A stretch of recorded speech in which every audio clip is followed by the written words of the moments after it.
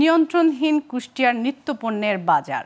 রমজানের শুরু থেকে বেড়েই চলেছে সব ধরনের পণ্যের দাম, আর আকাশ ছুঁয়েছে বেগুন, শসা, কাঁচামরিচ ও খেজুর, আপেল, আঙুর সহ সব ধরনের ইফতার সামগ্রী।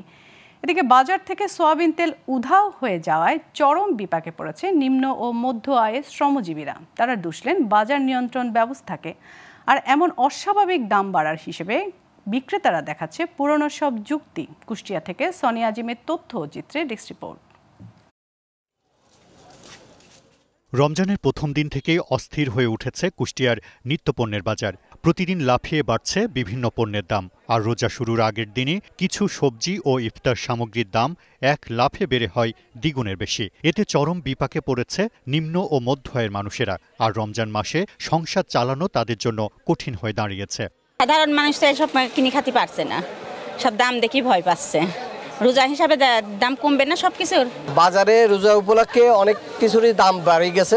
এই বাড়া যে কন্ট্রোল করতে হবে, এইটাই হলো সরকারের প্রধান দায়িত্ব হওয়া উচিত। একটু কম মূল্য হলে আমাদের সচ্ছল হয়, আমরা একটু সাধারণভাবে একটু কেনাকাটা করতে পারি। মাছের গায়ে হাত দিলে 250 টাকা 300 টাকা পোয়া, তো কি করে হবে?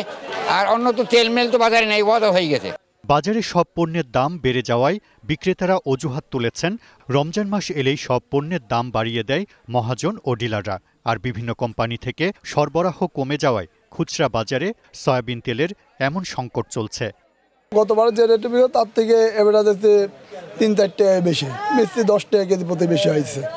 আর সবথেকে বড় বিষয়, আমরা কাস্টমারের তেল মেল দিতে পারছি না, বোতল যাতে কোনো তেল পাচ্ছে না, কোম্পানি আমাদের দিচ্ছে না। প্রথম যে জিনিসটা লাগবে জনগণের, যে তেল, সেই তেলটাই নাই। তাহলে আর আপনার ছোলা বা ভাজা পোড়া যারা খাবে তাদের তো আগে তেল লাগবে। এদিকে প্রতিদিন নিত্যপণ্যের দাম বাড়লেও বাজার মনিটরিংয়ে জড়িত কর্মকর্তাদের দাবি নিয়মিত বাজার নিয়ন্ত্রণে কাজ করছেন তারা। রমজানের প্রতিদিন সকাল বিকাল কয়েকটি টিম মিলে বাজার মনিটরিং করব। এই মুহূর্তে বাজার স্থিতিশীল আছে এবং স্বাভাবিক আছে। আমরা আশা করি এই পুরো রমজান জুড়ে বাজার স্থিতিশীল স্বাভাবিক থাকবে এবং কেউ যদি অস্থিতিশীল, অতি মুনাফা বা অতি মজুত করতে চায়, অবশ্যই তার বিরুদ্ধে আইনগত ব্যবস্থা গ্রহণ করা হবে। রমজান মাসে বাজারের এমন অস্থিরতার লাগাম দ্রুত টানা না গেলে চরম সংকটে পড়বে নিম্ন ও মধ্য আয়ের মানুষেরা। তাই দ্রুত পদক্ষেপ নেওয়ার আহ্বান তাদের।